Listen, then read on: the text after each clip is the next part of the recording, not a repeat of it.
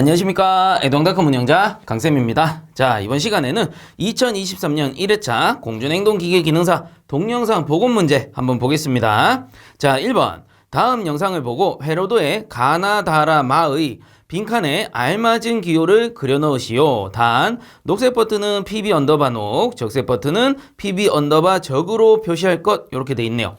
자, 우선 영상부터 보고 오겠습니다.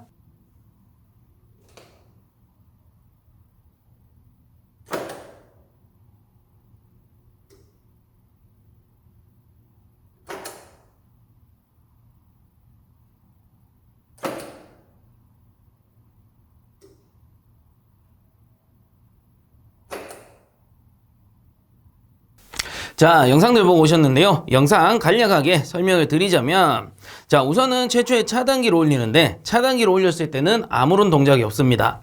자, 그 상태에서 PB 녹색 버튼을 누르게 되죠. 자, 그러면 PB 녹색 버튼을 누른과 동시에 레드램프가 점등이 되는 거고요.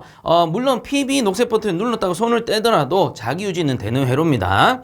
자, 그래서 레드램프가 점등이 먼저 되고 그 후에 몇 초 기다리면 어떻게 되는 거예요? 몇 초가 지나면은 그린램프가 뒤에 같이 동작하게 되는 회로가 되었죠.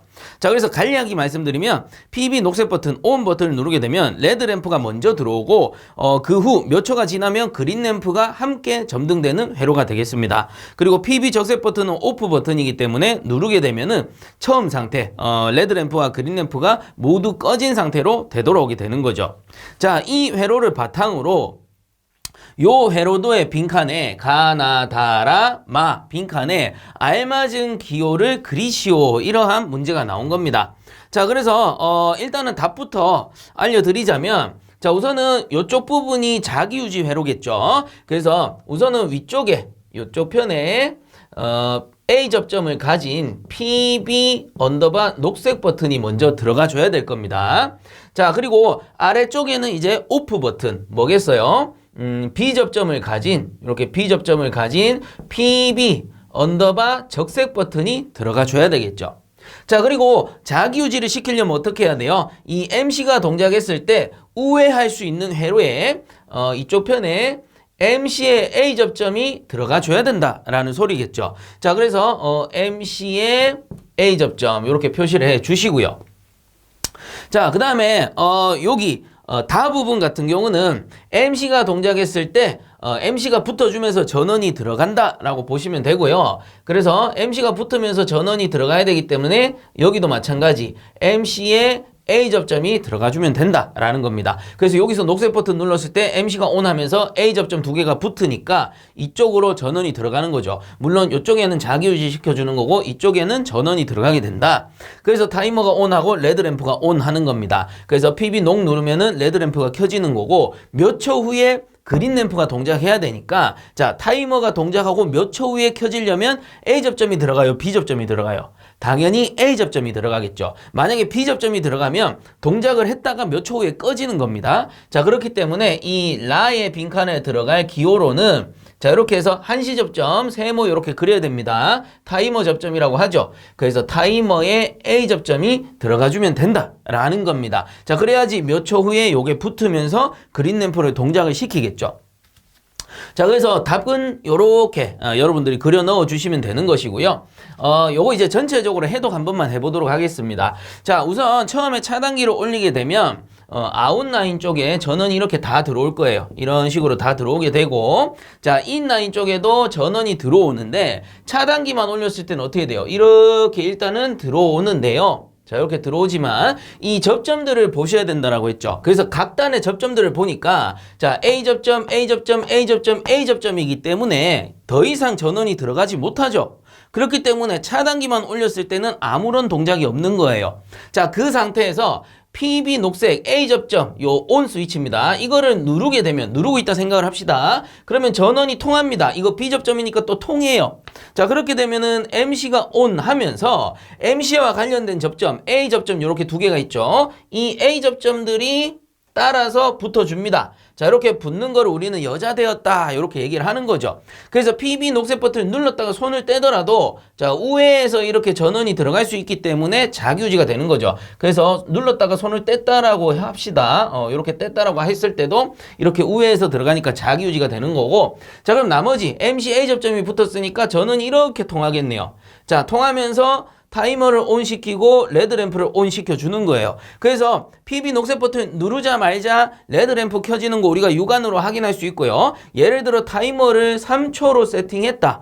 그러면 레드램프가 들어온과 동시에 레드램프가 들어왔다라는 건 타이머도 전원이 온 했다라는 거죠. 그래서 이 둘 다 전원이 온 함과 동시에 하나, 둘, 셋, 3초 세알리고 이 타이머 A 접점이 이렇게 뒤따라 붙어주는 겁니다. 그래서 3초 후에 그린 램프가 ON 하게 되는 회로다라는 거죠.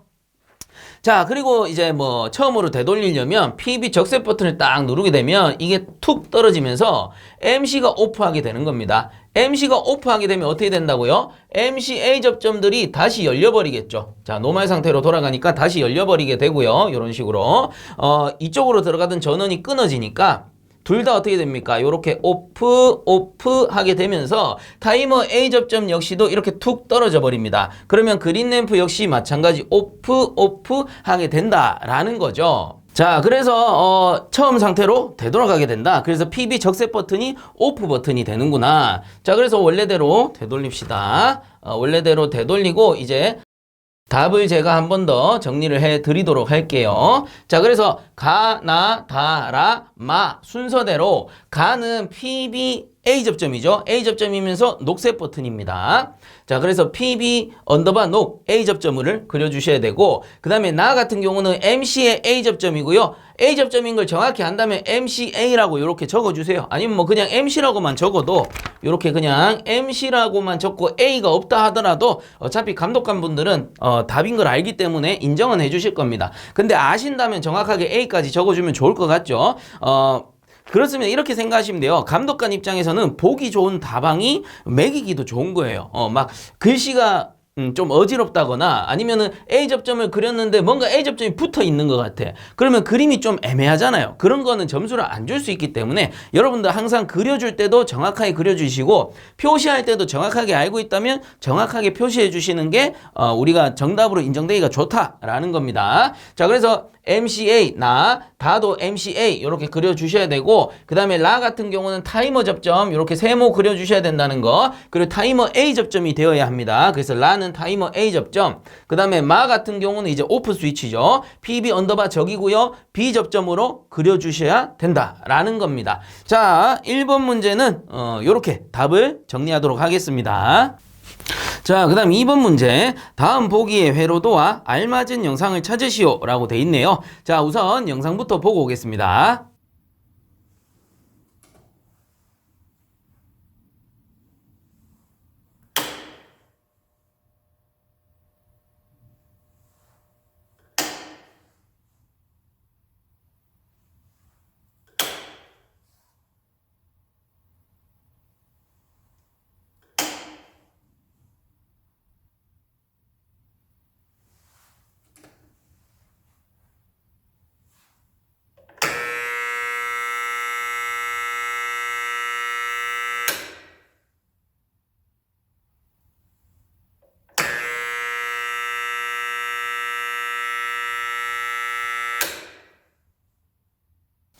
자, 영상들 보고 오셨는데요. 해당 영상들 간략하게 설명을 드리면 영상 같은 경우는 가와 나로 나눠서 두 개가 보여졌습니다. 자, 그래서 가 영상 같은 경우에는 처음에 차단기로 올리고요. 그 상태에서 토글 스위치를 ON을 시키게 되면 부조는 소리가 안 나는데 레드 램프는 점등이 되는 영상입니다. 그 다음에 나번 같은 경우에는 토글 스위치를 ON 시키면 부조도 울리고 레드 램프도 점등되는 영상이었죠.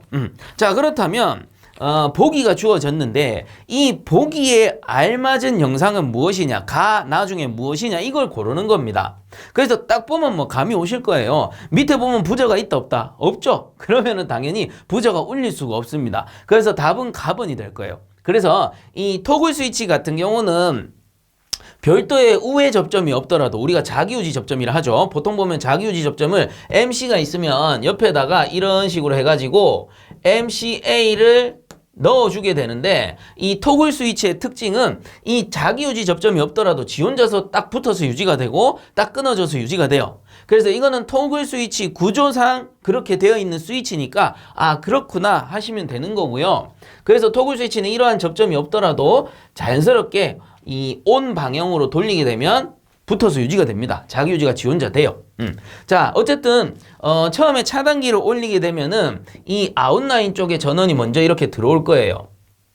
자, 그 상태에서 인라인 쪽에도 당연히 전원이 이렇게 들어올 겁니다. 처음엔 당연히 열려 있을 거예요. 토글 스위치가 작동하지 않는 상태라고 가정하기 때문에. 그럼 우리가 토글 스위치를 온 방향으로 탁 돌리게 되면 이 접점이 이렇게 붙는다라고 보시면 되죠. 자, 그러면 이게 통합니다. 그래서 MC를 온 시킬 거고요. 근데 뭐 그 외에 MC A 접점, B 접점 이런 것들이 없기 때문에 사실상 의미는 없긴 하지만 아 그렇구나, 온 하는구나 이렇게 보도록 합시다. 그리고 이렇게 넘어가서 아래를 온 시키게 되는 겁니다. 근데 여기에 부저는 없죠. 만약에 여기다가 이렇게 해가지고 부저를 넣어주게 된다면 나번이 답이 되는 거예요. 부조도 같이 온 하게 될 테니까. 근데 이러한 것들이 없기 때문에 답은 가번이 되는 거고, 뭐 MC 접점 없는데 쌤 이거 MC 왜 돌립니까? 할 수도 있지만 이 MC라는 거는 마그네틱 컨택트라고 해서 보통 보면 주회로 쪽에서 이 모터를 붙여주고 떨어뜨려주고, 그러니까 모터를 돌렸다가 뗐다가 이럴 때 주 전원으로 쓸 수가 있기 때문에 그냥 요렇게 다른 보조 접점이 없더라도 그냥 전원만 가지고도 쓸 수가 있다는 거 참고적으로 알아두시면 좋겠습니다. 자, 어쨌든 이 2번 문제 같은 경우는 부저가 울리지 않아야 하니 답은 가 동영상이 되겠구나, 이렇게 보시면 되겠죠. 자, 2번 문제도 이렇게 정리하도록 하겠습니다. 자, 그 다음 3번 문제. 다음 영상의 장치는 냉각탑이다. 이 장치에서 쿨링 어프로치에 대해 설명하시오. 이렇게 돼 있네요. 자, 일단 영상부터 보고 오겠습니다.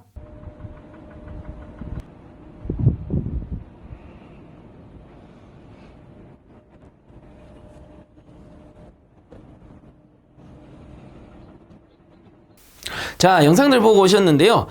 이 문제 이전에 그대로 나온 적이 있습니다. 그래서 쿨링 어프로치라고 하고 답부터 보게 되면 냉각수 출고 온도와 입구 온도의 숙구 온도 차라고 보시면 되는데, 공식으로 쓰게 되면 쿨링 어프로치는 냉각수 출고 온도 빼기 입구 공기의 숙구 온도, 이렇게 알아두셔도 된다라는 거예요.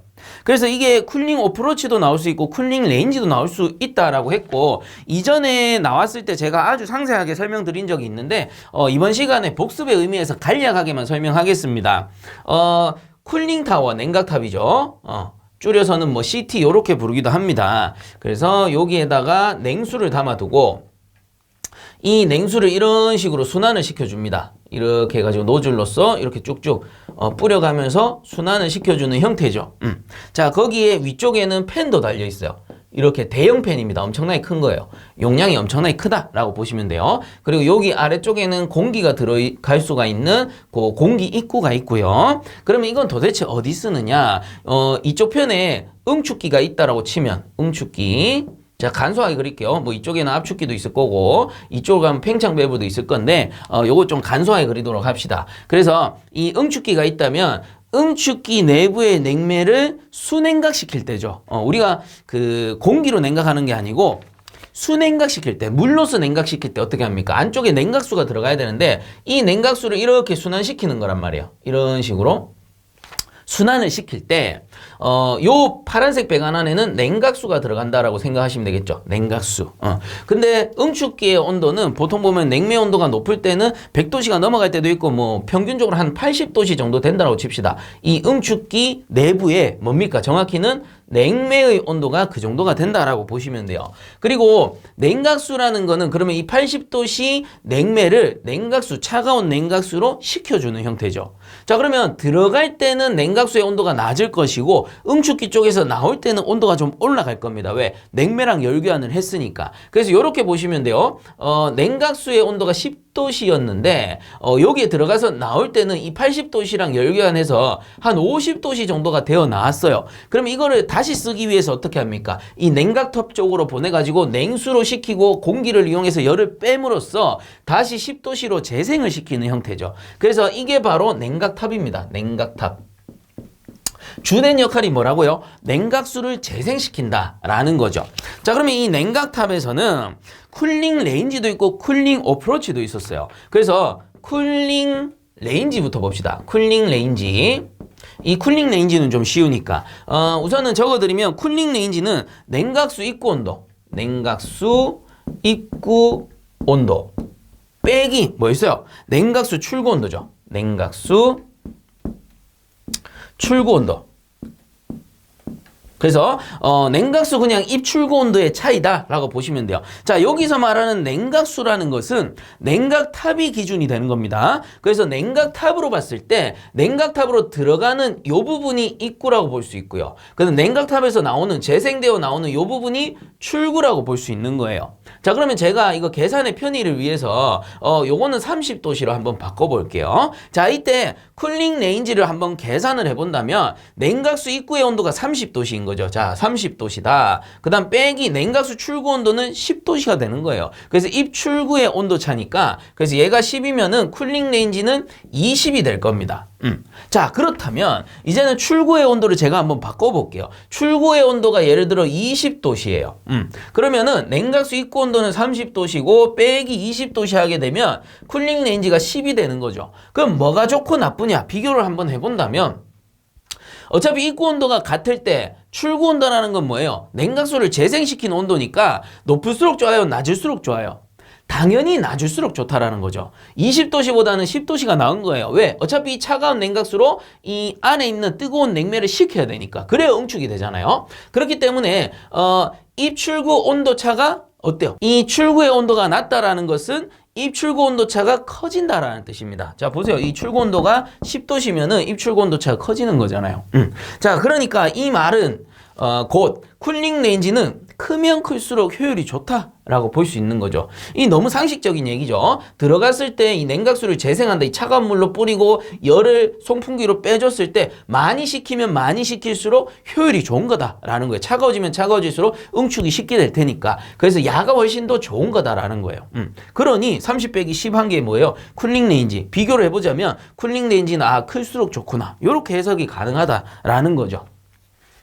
그래서 이 쿨링 레인지는 그 냉각탑의 능력과 비례를 합니다. 그래서 제가 해설로도 남겨드렸었는데 이렇게 정리할 수도 있어요. 냉각탑 능력은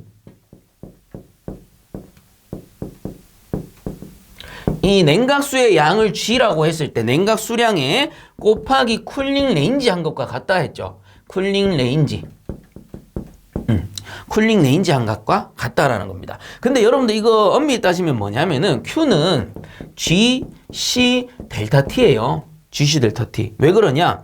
G라는 건 어차피 냉각 수량일 거고요. 킬로그램 퍼 아워일 거고요. 곱하기 C라는 건 비열, 킬로칼로리 퍼 킬로그램 도시라고 나타냈을 때 이 델타 T라는 게 엄밀히 따지면 이거잖아. 온도차, 입출구 온도차. 그래서 요게 도시가 되면은 도시 사라지고 킬로그램 사라지니까 킬로칼로리 퍼 아워라는 능력이 나오는 거예요. 자, 이때 물이라는 것은 킬로칼로리 퍼 킬로그램 도시로 나타냈을 때는 1이기 때문에 그 1을 생략하고 G 곱하기 쿨링 레인지 이렇게 쓸 수도 있다라는 겁니다.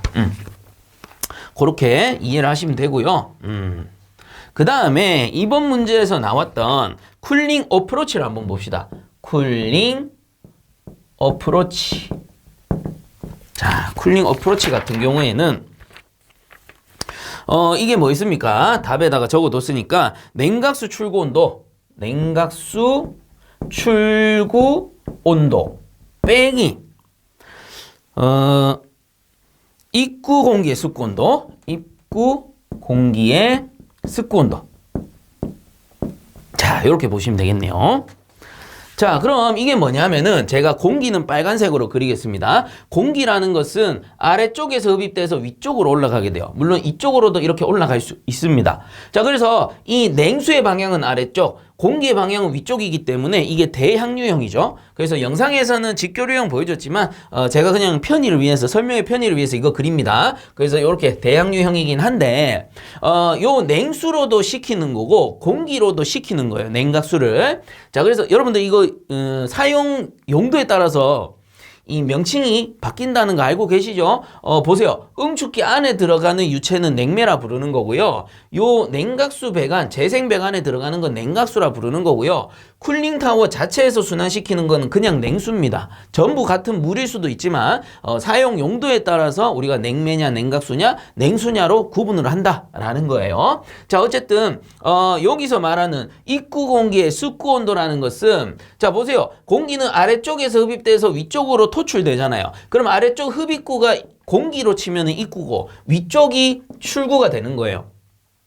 자, 그럼 이건 뭐죠? 어프로치라는 거는 냉각수 출구 온도, 요거죠, 요거. 10도씨. 그리고 입구 공기 온도, 예를 들어서 습구 공기 온도니까 입구 공기의 습구 온도입니다. 그럼 여러분들, 우리가 들이마시는 공기는 대부분 뭐예요? 습공기죠, 습공기.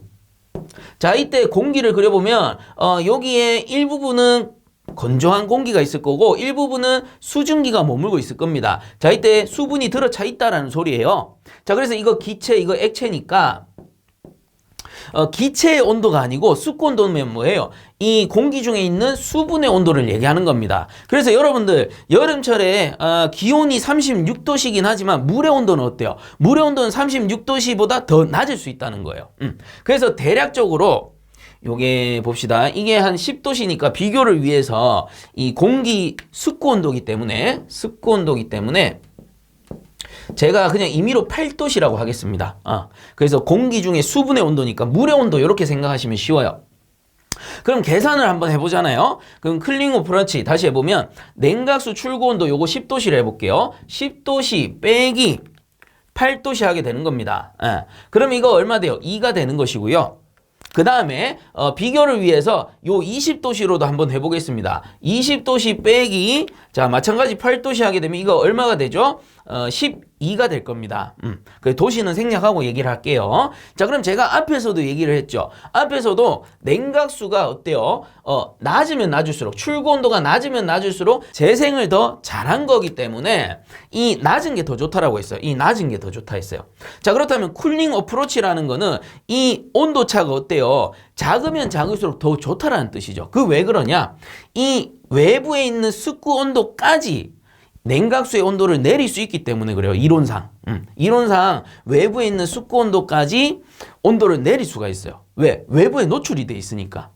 그래서 보세요. 여름철에 제가 예를 들어 공구 온도가 한 36도씨예요. 근데 습구 온도는 8도씨밖에 안 되는 거야. 그러면 이러한 습공기를 이용해서 이렇게 식히는 거잖아요. 그러면 36도씨까지 내려가겠어요? 더 낮으면 8도씨까지 내려가겠어요? 당연히 8도씨까지 내릴 수가 있다라는 거예요. 더 낮은 온도까지 내릴 수가 있어요. 똑같은 습공기라도. 어차피 똑같이 전열 교환하니까. 자, 그렇기 때문에 습구 온도가 8도씨라는 소리는 이론적으로 이 냉각수가 8도씨까지는 내려갈 수 있다라는 건데 사실상 손실이라는 게 존재하기 때문에 8도씨까지 내리기는 힘들 거고요. 대략 뭐 한 10도씨까지 내렸으면은 엄청 잘한 거죠. 근데 20도씨까지밖에 못 내렸어. 그러면 조금 이제 효율이 딸리는구나. 이렇게 볼 수 있는 거예요. 그렇기 때문에 쿨링 어프로치라는 거는 쿨링 레인지의 반대로 이 값이 작으면 작을수록 냉각탑의 능력이 좋다라고 판단할 수가 있다라는 겁니다. 자, 그래서 여러분들 요거 이해를 잘 하셔야 되고요. 어쨌든 이번 문제에 나온 건 뭡니까? 이러한 쿨링 어프로치이기 때문에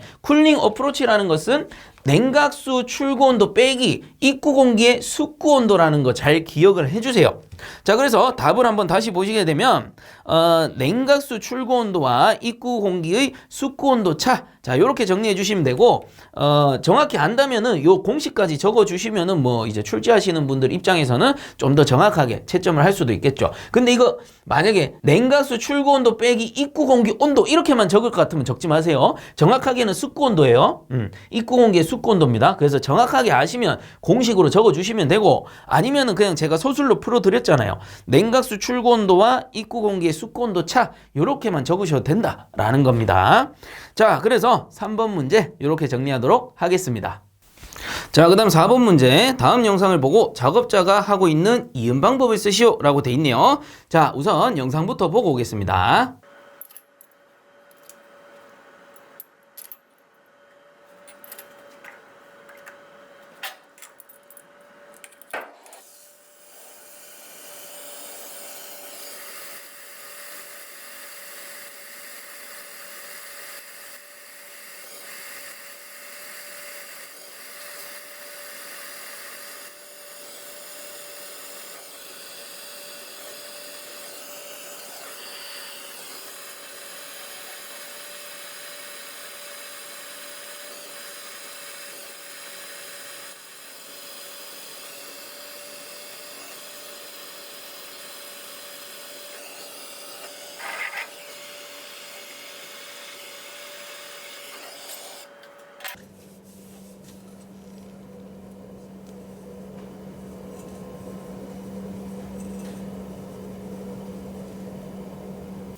자, 영상들 보고 오셨는데요. 해당 문제 이전에도 한번 나온 적이 있습니다. 그래서 이 영상에서 보여주는 이음 방법은 정확하게는 가스 용접이긴 한데요. 뭐 문제에서는 가스 용접이냐 전기 용접이냐 뭐 이렇게 물어본 게 아니고 이음 방법을 쓰시오라고 했기 때문에 그냥 포괄적으로 봤을 때는 용접 이음 이렇게 정리를 해주시면 되고요. 그리고 요 작업자가 사용하고 있는 용접봉의 종류가 은납이기 때문에 정확하게 아신다면 용접 이음 쓰시고 갈로에서 은납됨 이렇게까지 정리해 주시면 좋을 것 같습니다. 자, 그래서 4번 문제 이렇게 정리하도록 하겠습니다. 자, 그 다음 5번 문제. 다음 영상에서 보여주는 공구의 명칭과 그 사용 목적을 쓰시오 라고 돼 있네요. 자, 이런 문제는 맞추라고 주는 거죠. 그래서 해당 공구의 명칭은 리머였고요. 사용 목적은 관내 거스러미 제거였습니다. 자, 그 다음 6번 문제. 다음 영상에서 보여주는 공구의 이름을 쓰시오. 자, 이것도 맞추라고 주는 거네요. 뭡니까? 롱노즈 플라이어가 되겠습니다.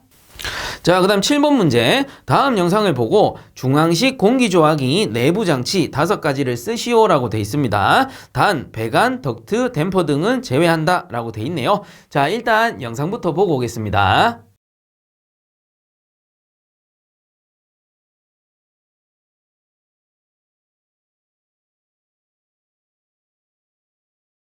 자, 영상들 보고 오셨는데요. 공기조화기 내부 장치 5가지입니다. 그래서 이전에도 한번 설명드린 적이 있는데요.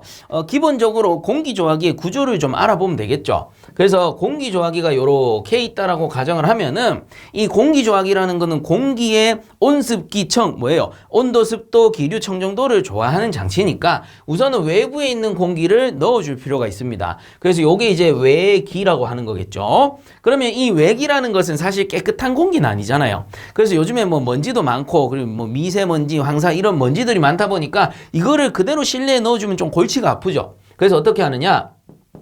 우선은 필터를 설치합니다. 필터를 이용해서 공기 중에 있는 이물질을 걸러주는 거예요. 그래서 이거는 일종의 여과 장치죠. 그래서 정식 명칭은 공기 여과기 라고 보시면 돼요. 그래서 필터라고도 합니다. 그리고 뭐 정확히 영어로 부르자면 에어 필터 이렇게 부르는 게 맞을 것 같고요. 자, 그리고 공기 여과기 다음 단에는 코일이라는 게 딱 설치가 되는데 코일이라는 게 뭐냐? 우리가 코일이라는 거는 쿨링 코일도 있을 수 있고 히팅 코일도 있을 수 있어요. 쿨링 코일은 냉방, 그리고 히팅 코일은 난방이 되겠죠. 그럼 둘 다 가능하려면 냉온수기를 설치하면 제일 편합니다. 그래서 이렇게 해서 코일을 만드는 거예요. 물론 보일러 따로 냉동기 따로 해서 코일을 여러 대 설치할 수도 있지만 그냥 제가 편의를 위해서 설명의 편의를 위해서 냉온수기를 설치했다 가정하고 그러면 냉방 시에는 냉수를 보내주면 되고 난방 시에는 온수를 보내주면 되겠죠. 그래서 이러한 장치를 제가 뭐라고 했습니까? 열교환 장치라고 했습니다. 근데 열교환 장치라고 부르는 이유, 요 코일을 코일이라고 해도 될 텐데 열교환 장치라고 부르는 이유가 뭐였습니까? 자, 보세요. 온수가 가면 온수 코일, 냉수가 가면 냉수 코일. 예를 들어 외기 쪽에 있다. 그러면 예열 예냉하는 거죠. 그럼 예열 코일 또는 예냉 코일. 그 다음에 앞쪽에 송풍할 때 붙이면 이거는 재가열 또는 재냉하는 거거든요. 그러면 재냉 코일, 재열 코일 이렇게 만들어낼 수가 있는 거예요. 그럼 벌써 코일 종류만 해도 6, 7가지가 나오는 거야. 그럼 5가지 쓰시오 했는데 코일만 쭉 나열해서 적는다? 이 감독관이 봤을 때 답이라고 해줄 수 있을까요? 그래서 이 감독관이 답을 딱 봤어요. 냉방 코일, 난방 코일, 그리고 뭐 재열 코일, 재냉 코일 막 이렇게 적어 놓는단 말이야. 5가지 적어 놓는단 말이야. 그러면 이거 답으로 인정해 주겠냔 말이에요. 그렇게 잘 안 해줄 가능성이 크겠죠. 그래서 요거를 그냥 코일이라고 이해를 하지 마시고 명칭으로서는 열교환 장치. 자, 요렇게 정리해 주시는 게 좀 더 현명하겠더라라는 겁니다. 자, 그래서 공기 여과기 나왔고요. 열교환 장치 나왔어요. 그래서 코일이기 때문에 냉수를 보내면은 냉수와 열교환 하는 거고 온수를 보내면 온수와 열교환 하면서 냉난방을 하는 거죠.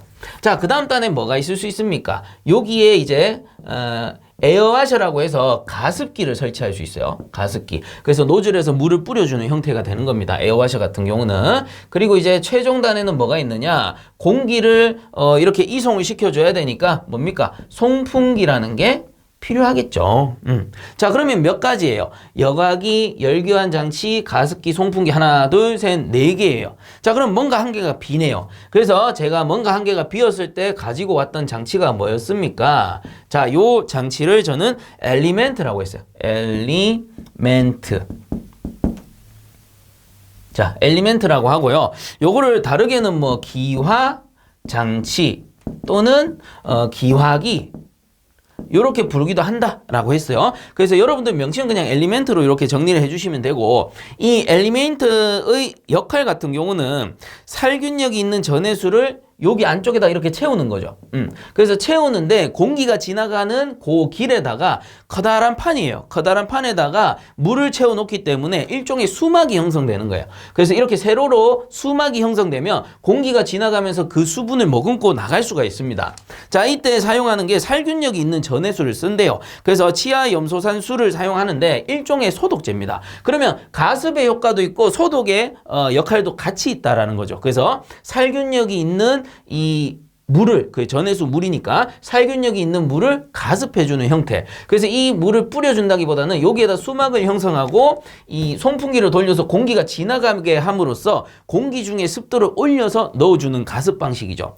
자, 그래서 이때 사용하는 게 엘리멘트라는 게 있더라라는 겁니다. 그리고 여기 이제 제가 적어드린 가습기는 그냥 에어 와셔라고 해서 그냥 물을 뿌려주는 형식. 그래서 형식이 좀 다르고 장치가 조금 다를 수 있다라는 거 이해를 해주시면 좋을 것 같습니다. 자, 그래서 해당 7번 문제에서는 공기조화기 내부 장치 5가지를 쓰시오라고 했기 때문에 정리를 하면 공기여과기, 그 다음에 열교환 장치, 그리고 가습기, 송풍기, 엘리멘트 이렇게 5가지를 정리해서 작성해 주시면 되겠습니다. 자, 7번 문제도 이렇게 정리하도록 하겠습니다. 자, 그 다음 8번 문제. 다음 영상을 보고 배가니움 도시기호 중 정면도를 고르시오 라고 돼 있네요. 자, 일단 영상부터 보고 오겠습니다.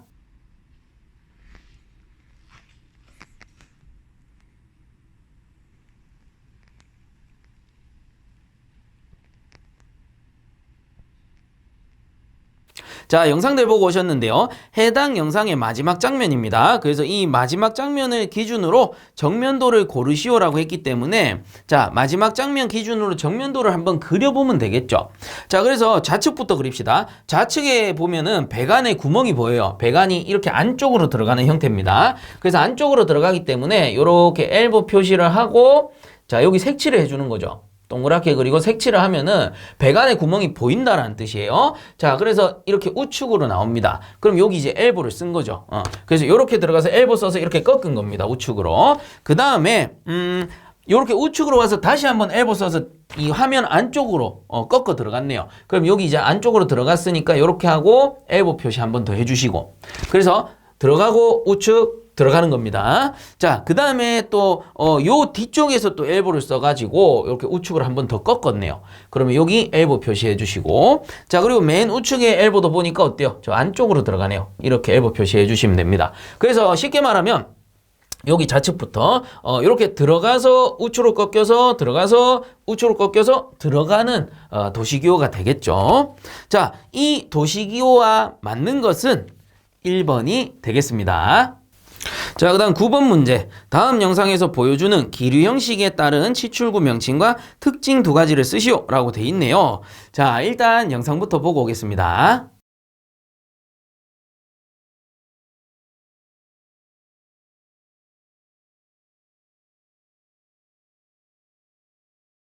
자, 영상들 보고 오셨는데요. 해당 영상에서 나오는 치출구의 명칭은 아네모스테경이라고 했습니다. 근데 문제에서는 기류 형식에 따른 치출구의 명칭이라고 물어봤잖아요. 그래서 이 아네모스테경의 기류 형식 같은 경우는 확산형이었어요. 자, 그래서 이 명칭을 쓸 때 이렇게 정리하시면 된다라고 했습니다. 자, 확산형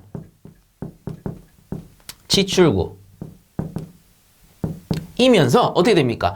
영상에서 보여준 치출구의 정확한 명칭은 아네모 스탯이죠. 아네모스탯 또는 뭐 아네모스테경 뭐 둘 다 상관없습니다. 자, 그래서 명칭은 이런 식으로 정리를 해주시면 좋겠다라고 했었죠. 자, 그래서 명칭은 확산형 치출구이면서 아네모스테경 정리하시고, 특징 같은 경우는 확산형이기 때문에 확산 반경이 크고 도달거리가 짧기 때문에 천장 치출구로 많이 사용을 한다라는 겁니다. 그래서 확산형 같은 경우는 특징이 어땠어요? 여기 이렇게 치출구가 있다 치면, 이런 식으로 치출구가 있으면 이게 확산이기 때문에 이렇게 퍼져나가는 거죠. 이런 식으로 퍼져나가는 겁니다. 자, 근데 충류형 같은 경우는 어떻게 돼 있어요? 충류형은 그냥 쭉 이렇게 축상으로 쫙 뿜어버리죠. 그래서 축유형은 멀리 도달을 하는데 확산형은 어때요? 멀리 도달은 못하지만 이 넓은 실을 쭉 크게 퍼져서 나갈 수가 있다라는 겁니다. 그래서 확산형의 특징으로 봤을 때 확산 반경이 크고 이를 넓다는 거죠. 도달 거리가 짧기 때문에 이 멀리는 못 간다. 천장형 치출구로 많이 사용을 할 수 있다라는 겁니다. 그리고 두 번째 같은 경우는 가운데 추를 상하로 움직여 기류 상태를 조절할 수 있다라는 겁니다. 이거는 아네몬 스테디형 자체의 특징인데 거기 가운데 보면은 원추가 있어요. 원추를 이렇게 돌려서 조이면은 그 틈이 좁아지겠죠. 올라가면서 좁아지고 그다음 풀면 이 틈이 넓어지는 거예요. 그렇기 때문에 어때요? 기류 상태를 조절할 수가 있다라는 겁니다. 자, 그래서 9번 문제는 이렇게 정리하도록 하겠습니다. 자, 그 다음 10번 문제. 다음 영상에서 보여주는 부품의 명칭을 쓰시오 라고 돼 있네요. 자, 일단 영상부터 보고 오겠습니다.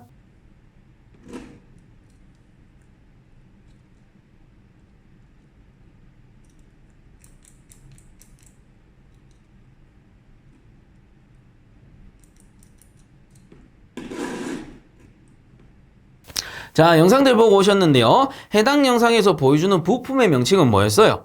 이게 램프랑 스위치랑 결합해둔 조광형 누름 버튼 스위치라고 했었죠. 그래서 10번 문제 답은 조광형 누름 버튼 스위치가 되겠습니다. 자, 이렇게 해서 이번 회차도 마무리하도록 하고요. 본 영상이 도움되셨다면 구독과 좋아요 한 번씩 부탁드리겠습니다. 자, 수고들 많이 하셨습니다.